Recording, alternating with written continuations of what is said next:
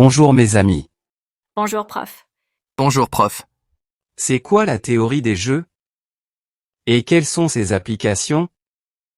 La théorie des jeux ne concerne pas seulement les jeux, car malgré son nom, elle ne se limite pas à étudier la problématique des jeux. La théorie des jeux est un domaine fascinant des mathématiques appliquées, qui étudie les interactions stratégiques entre différents agents, souvent appelés joueurs. Elle offre un cadre formel pour analyser les décisions prises, ou à prendre, dans des situations où les résultats dépendent non seulement de ses propres choix, mais aussi de ceux des autres. La théorie des jeux a des applications dans de nombreux domaines, l'économie, les sciences sociales, les sciences politiques, la biologie, l'informatique, le sport pour évaluer les probabilités de victoire, et aussi dans les jeux de hasard pour analyser les probabilités de gain. La théorie des jeux, bien qu'ancrée dans les mathématiques et leurs applications, particulièrement à l'économie, est profondément influencée par la psychologie. Cette discipline, qui étudie les processus mentaux et les comportements humains, apporte des nuances essentielles à l'analyse des interactions stratégiques. En effet, elle étudie les décisions stratégiques entre des acteurs interagissant dans un environnement commun. Chaque acteur ou joueur choisit des actions en essayant de maximiser ses gains ou de minimiser ses pertes. C'est particulièrement utile pour comprendre et prévoir les comportements dans des situations où les choix de chacun dépendent des choix des autres. Nos décisions sont influencées par les émotions. La peur, la colère, la joie peuvent altérer notre jugement et nous pousser à prendre des décisions suboptimales. Les biais cognitifs, des biais comme celui de confirmation, tendance à chercher des informations qui confirment nos croyances, ou celui d'ancrage, tendance à se fier excessivement à la première information reçue, peuvent fausser nos raisonnements et donc la prise de décision. Les normes sociales. Les règles sociales, les valeurs et les croyances influencent nos choix et peuvent nous amener à coopérer ou à défectionner dans certaines situations. La réciprocité.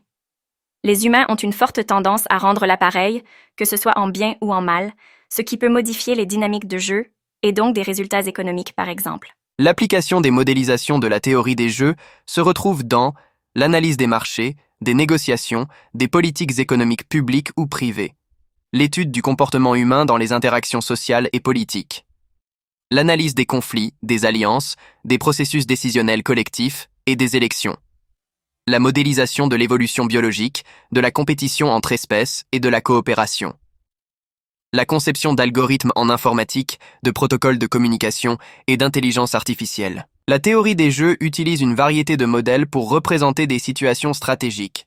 Voici deux exemples illustratifs. Les jeux à somme nulle, où le gain d'un joueur équivaut exactement à la perte de l'autre. Par exemple, si l'on définit le gain d'une partie d'échecs comme 1 si on gagne, 0 si la partie est nulle, et moins 1 si on perd, le jeu d'échecs est un jeu à somme nulle.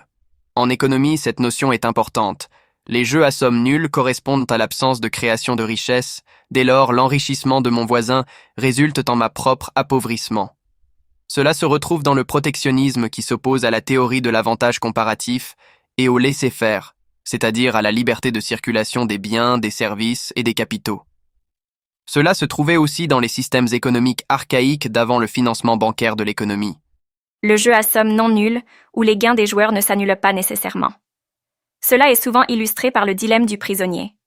Le dilemme du prisonnier est une situation théorique en théorie des jeux où deux individus impliqués dans la même affaire, incapables de communiquer, doivent choisir entre trahir son complice ou ne pas trahir. La police ne dispose pas de suffisamment de preuves pour les condamner à de lourdes peines. Si les deux trahissent l'un l'autre, ils reçoivent une punition modérée, exemple une condamnation à 4 ans de prison. Si un seul trahit, il est récompensé, il sera condamné par exemple à 1 mois de prison, et l'autre sévèrement puni, il sera condamné à 7 ans de prison par exemple. S'ils ne se trahissent pas l'un l'autre, ils coopèrent entre eux sans le savoir, les deux sont punis mais avec une peine réduite par rapport à la gravité de l'affaire, par exemple une condamnation à 2 ans de prison. Pourquoi c'est un dilemme? Chaque individu est tenté de trahir l'autre pour échapper ou minimiser sa propre punition. Mais ne sachant pas ce que va faire l'autre, si les deux trahissent en même temps, la situation est pire pour les deux que s'ils restent silencieux. L'impossibilité de communiquer et de se faire mutuellement confiance pousse souvent vers la trahison dans de telles situations. Ce concept, dans le dilemme du prisonnier, simple en apparence, a des implications bien au-delà des salles d'interrogatoire. Il peut modéliser de nombreuses situations réelles dans la concurrence économique. Deux entreprises peuvent être tentées de baisser leurs prix pour gagner des parts de marché, même si cela peut entraîner une baisse des profits pour toutes les deux. Dans les négociations internationales, les pays peuvent être tentés de ne pas respecter les accords internationaux s'ils pensent que les autres pays ne les respecteront pas non plus. Dans les relations interpersonnelles, dans une relation, chacun peut être tenté de mettre ses propres intérêts en avant, même si cela peut nuire à la relation dans son ensemble. Pour trouver la meilleure stratégie en théorie des jeux, on fait souvent appel à l'équilibre de Nash. Un équilibre de Nash est une situation où chaque joueur prévoit correctement le choix des autres. Chaque joueur maximise son gain, compte tenu de cette prévision. Dans le modèle du dilemme du prisonnier, l'équilibre de Nash est généralement atteint lorsque les deux joueurs choisissent de trahir. En effet, si l'un coopère et que l'autre trahit, le traître est mieux loti. Ainsi, chacun a intérêt à trahir, même si la meilleure situation pour les deux serait de coopérer. Mais il n'y a aucune communication entre les deux prisonniers pour une entente. En résumé, le dilemme du prisonnier nous montre comment des choix individuels rationnels peuvent mener à des résultats collectifs sous-optimaux. Il souligne l'importance de la coopération et de la confiance dans les interactions humaines. Le dilemme du prisonnier illustre la difficulté de coopérer dans des situations où l'intérêt individuel peut entrer en conflit avec l'intérêt collectif.